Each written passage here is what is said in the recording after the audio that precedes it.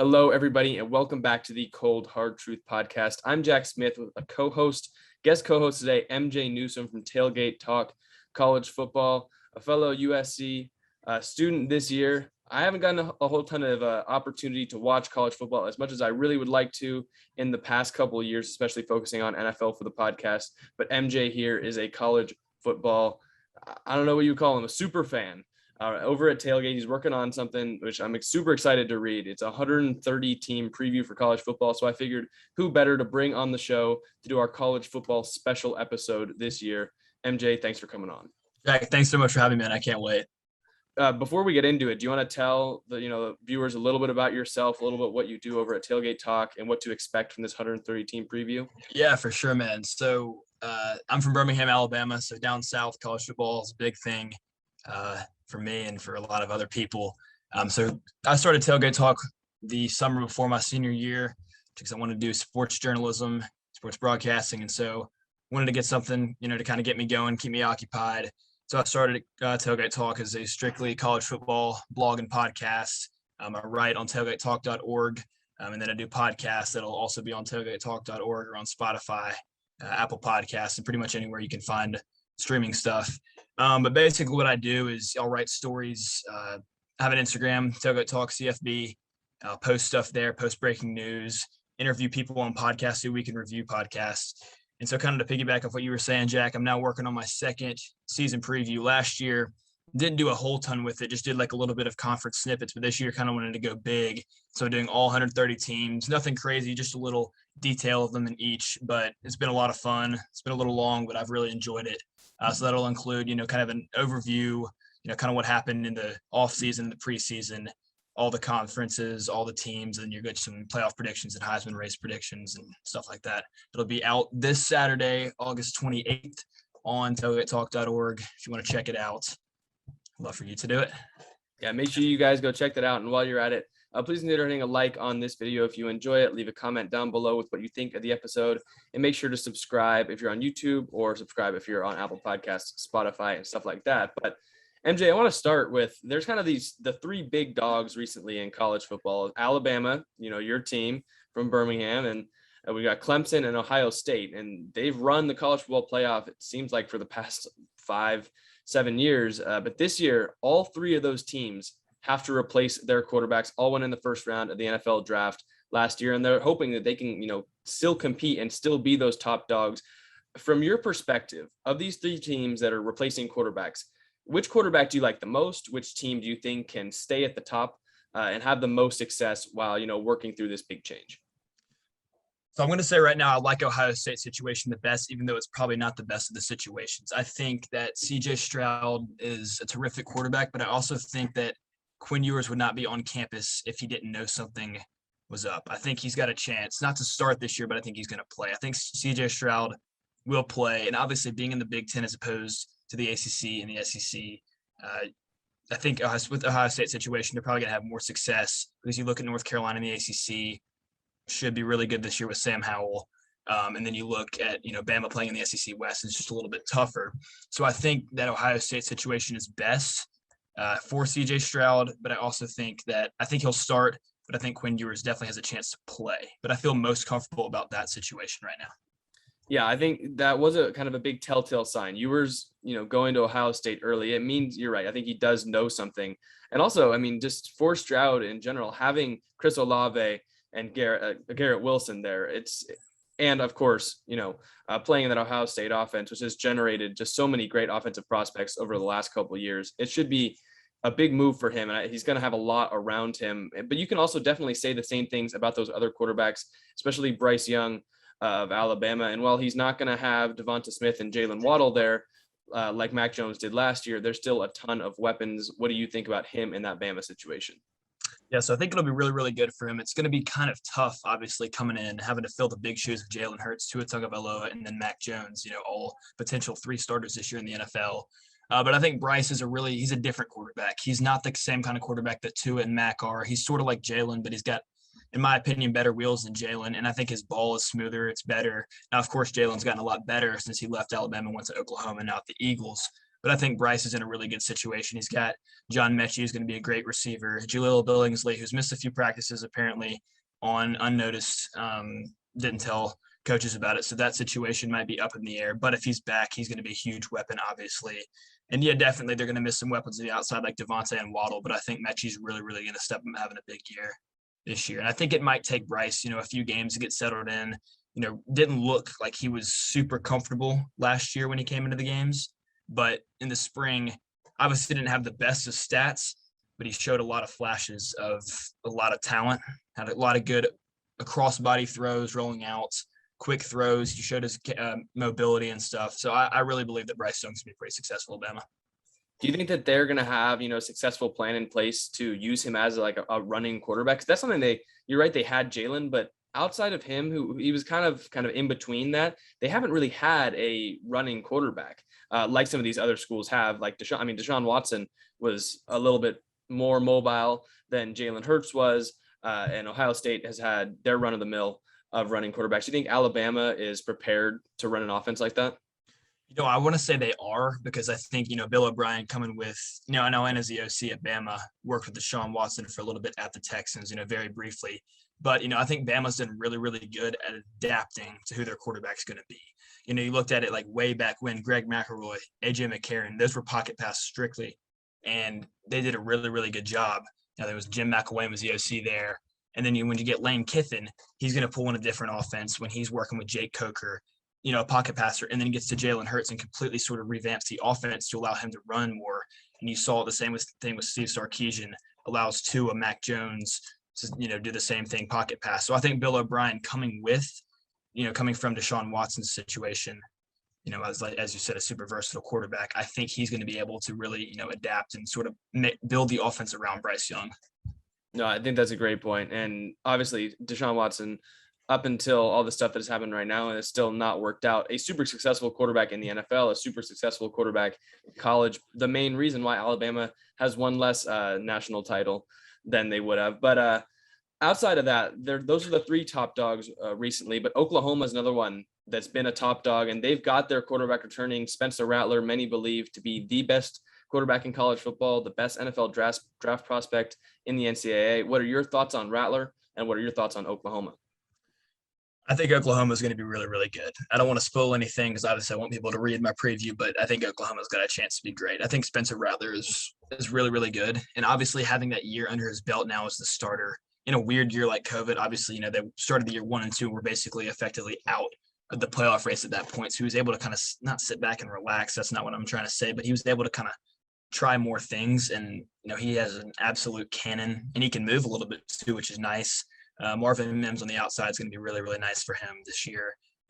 Oklahoma, always the question mark is the defense. But I think Alex Grinch is doing a good job there as the DC, and I think he's going to get things turned around. May not be this year, may not be next year, but I think Oklahoma's defense is, going to start becoming existent, as Big 12 defenses aren't really there.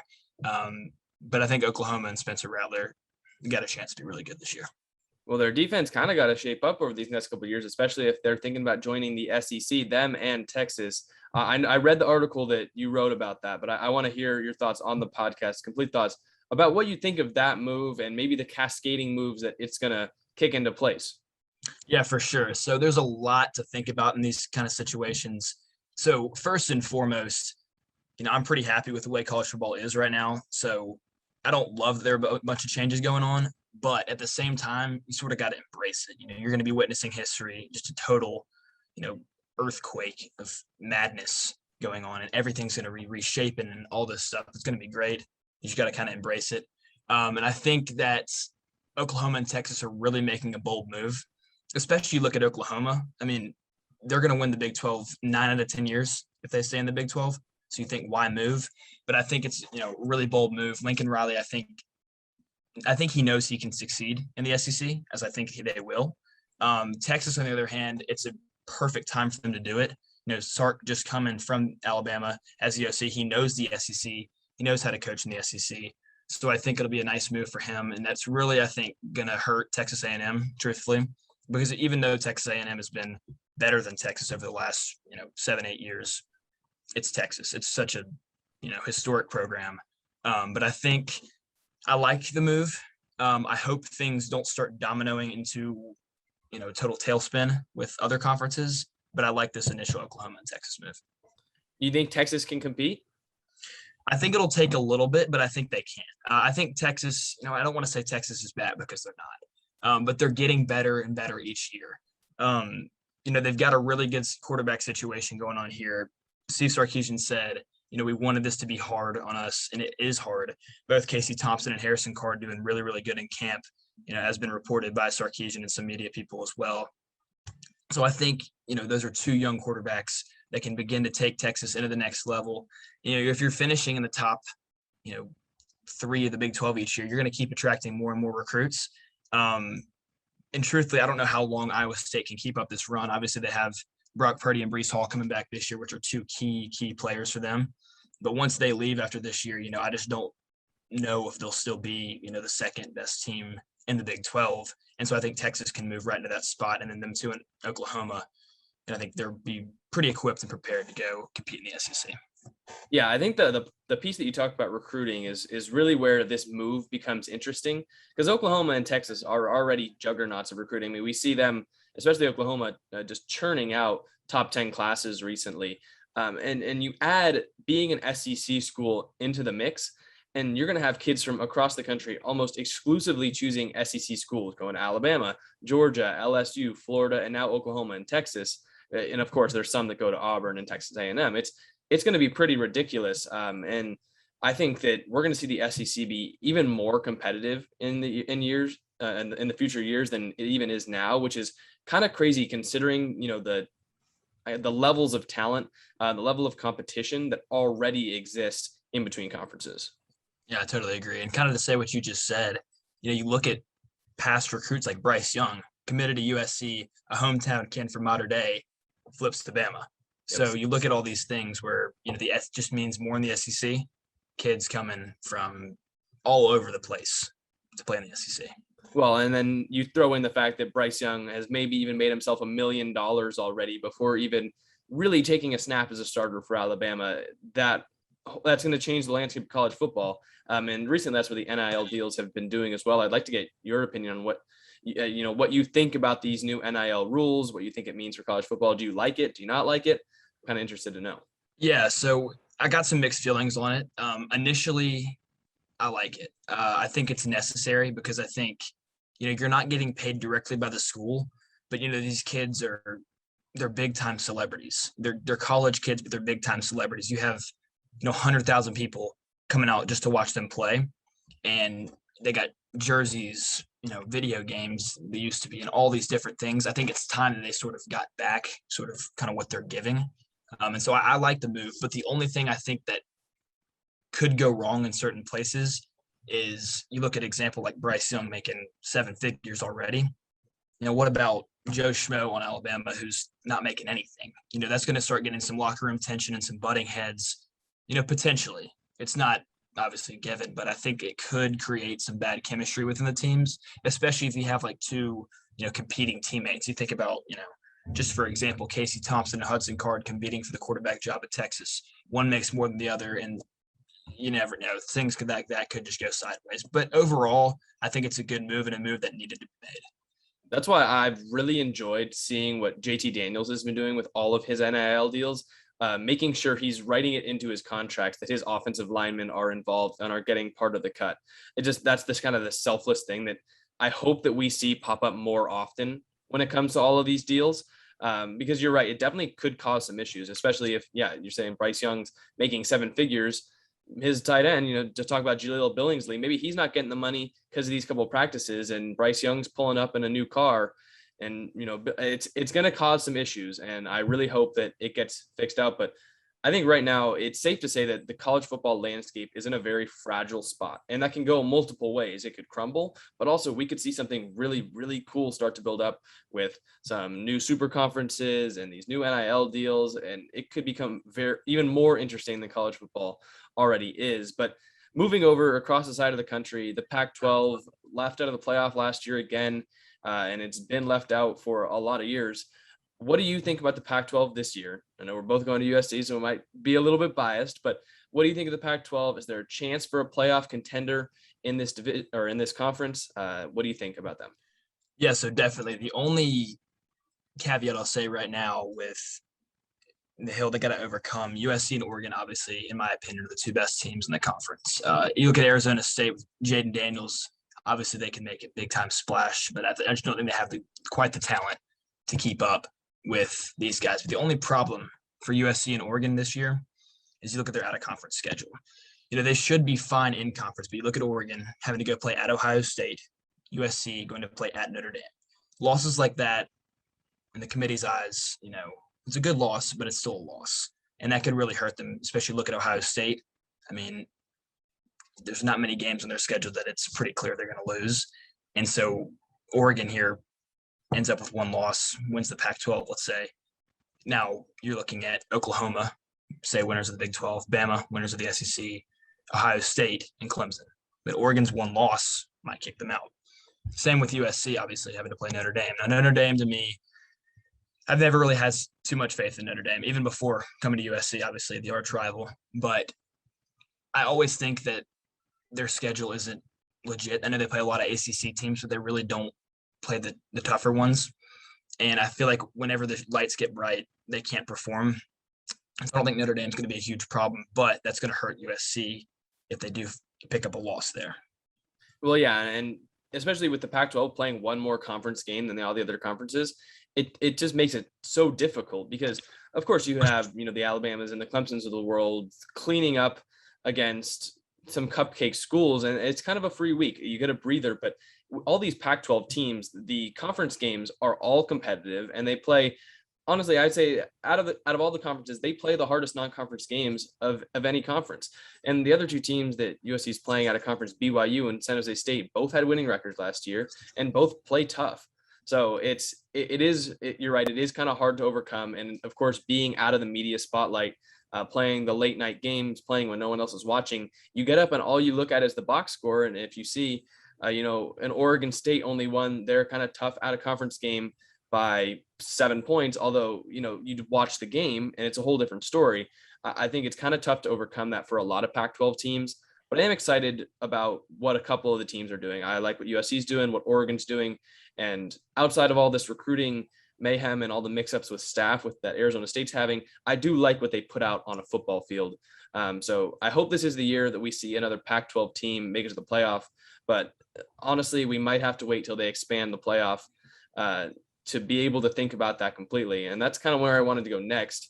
What's your opinion on the perfect blend of, not having too little teams, not having too many, bringing in group of 5 schools into the college football playoff? What do you think is the most optimal format for this playoff? I think at least first, you have to expand it. 4 teams is not enough, and it's shown. I mean, you can't leave the UCFs, the Cincinnati's out. When they go undefeated, you can't, punish them for playing a weaker schedule because they happen to be in a weaker conference. And you look at Texas and Oklahoma, they can't just go to the SEC. So what do you know it would take if UCF and Cincinnati say wanted to get into the Big Ten or ACC? It's going to take time. So you can't punish them that way. I would think a pretty optimal field would be 12. I think 12 is then going to give the first top 4 teams, the teams that would initially be in the playoff, a bye. And then the other 8 teams battle it out and get through there.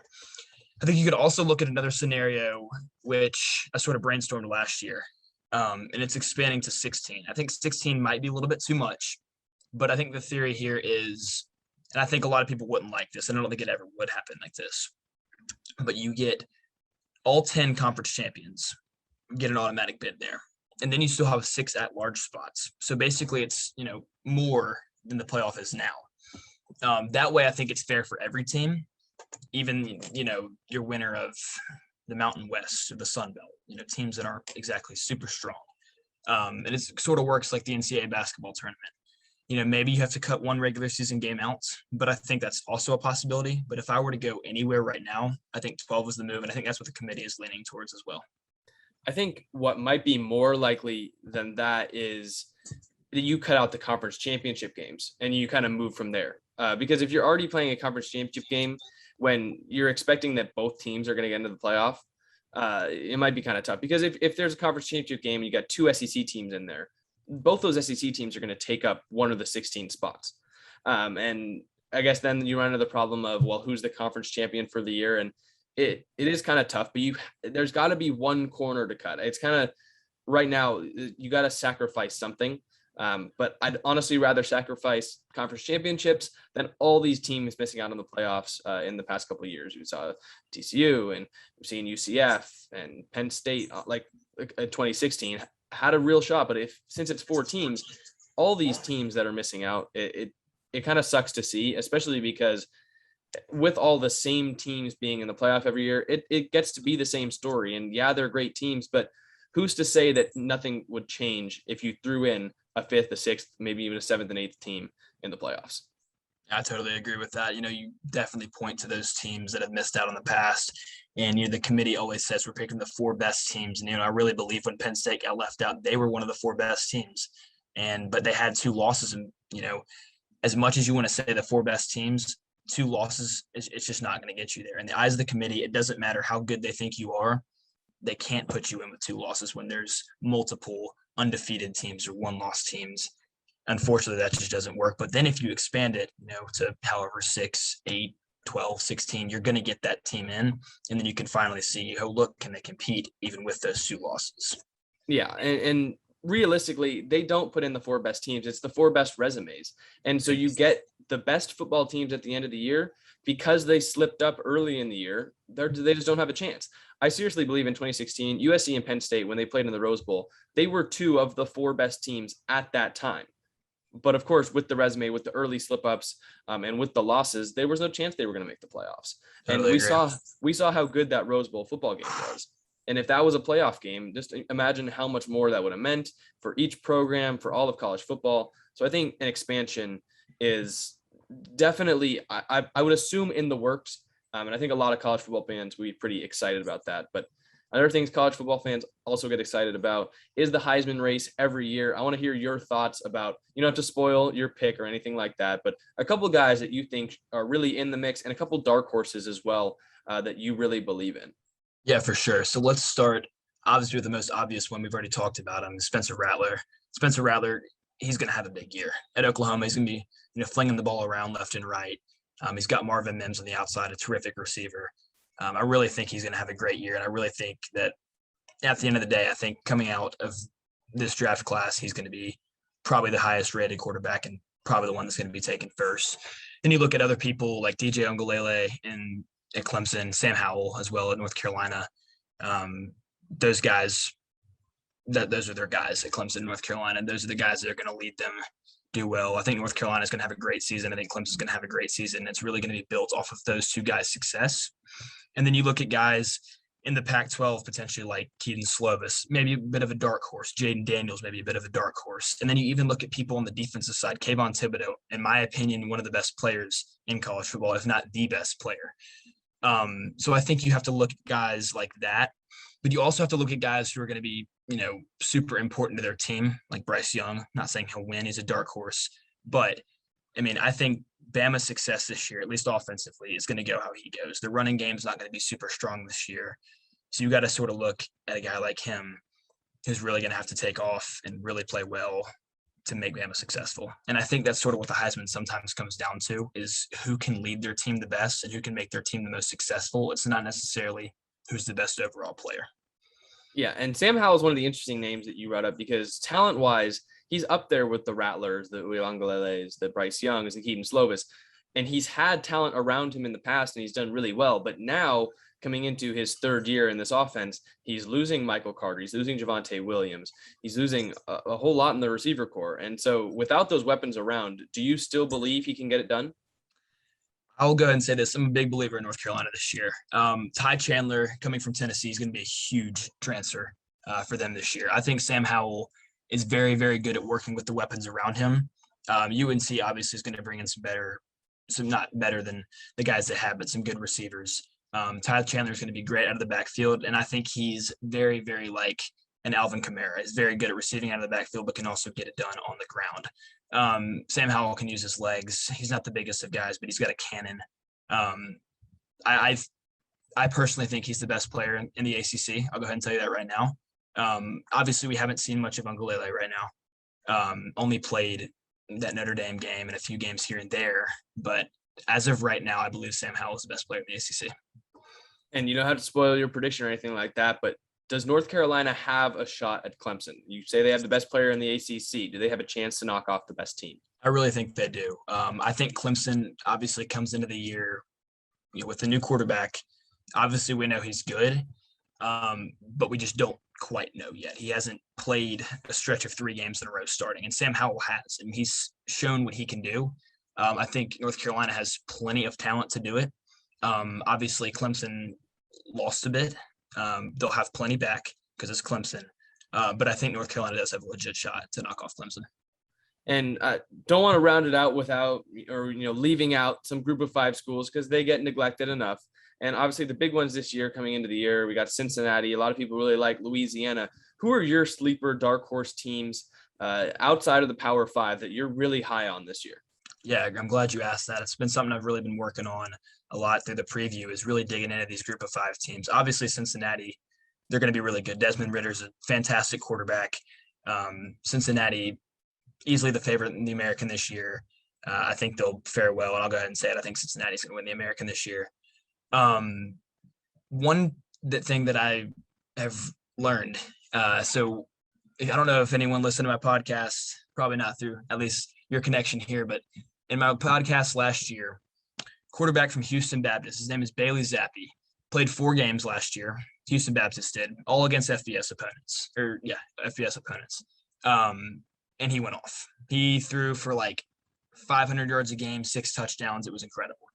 So doing my research, he is now at Western Kentucky.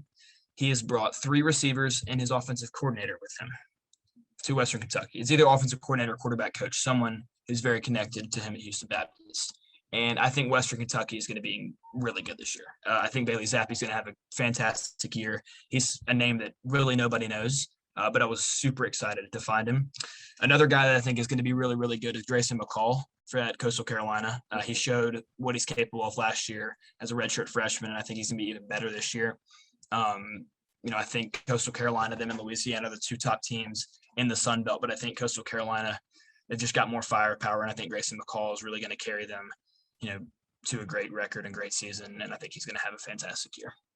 Through doing your research, have you found players that you think are going to be a much, much bigger NFL draft prospects than are being talked about right now? Obviously, there's all the big dogs that are in these draft previews that are probably way too early, but are there any kind of dark horse sleeper guys that you've really picked up on that you think could have a big year this year and launch themselves into being a bigger prospect in this draft? I think Jaden Daniels at Arizona State is probably, in my opinion, the biggest one. Obviously, he doesn't fit that NFL persona that a lot of quarterbacks do, that pocket pass, pro-style quarterback. You look at him more as like a Lamar Jackson. Obviously, Lamar has had plenty of success in the NFL.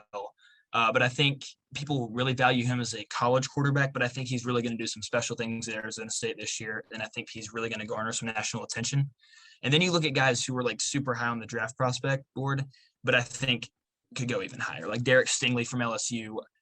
I personally think he's one of the best players in college football. Last year, I thought the same thing. He had a fantastic freshman year, and I really think that, if he plays well and does a lot well, I don't see a reason why he couldn't go top 3, if not the top pick. I know it's going to be a good quarterback class coming up, but I really think that Derek Stingley is a fantastic player.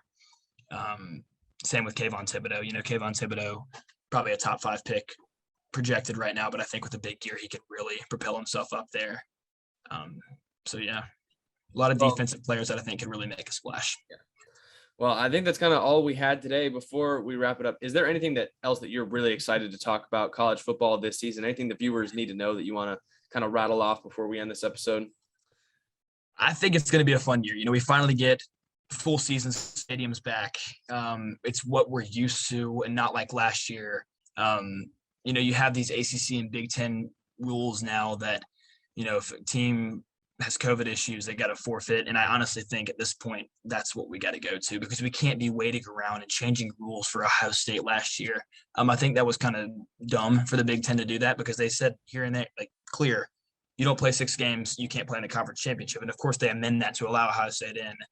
Ended up not working out well for them in the end in the national championship.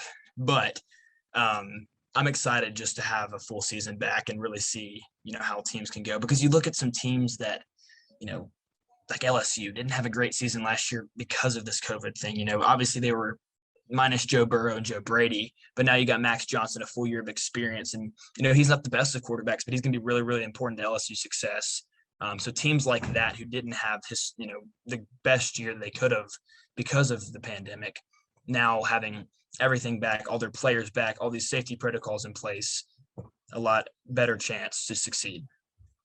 Yeah, well, I think you said that perfectly. And you're right. There are a lot of those teams. And you can even say Oklahoma is one of those teams. They, of course, losing early in the year, Rattler kind of getting acquitted. And they ended up just beating the brakes off Florida in their last game. So the sky's the limit for a lot of these teams, LSU and a lot of other ones that we didn't get to mention. Make sure you guys go check out MJ's page. Check out that 130 team preview. I know I will be to get brushed up on for this college football season. I'm not sure there's going to be very much more that you want to see for the college football season than that preview. Make sure you go follow him on Instagram and his website. We'll leave it all down in the description. Thank you guys so much for listening to this episode. Thank you so much, MJ, for coming on. We'll be the Cold Hard Truth Podcast, and we will see you next time.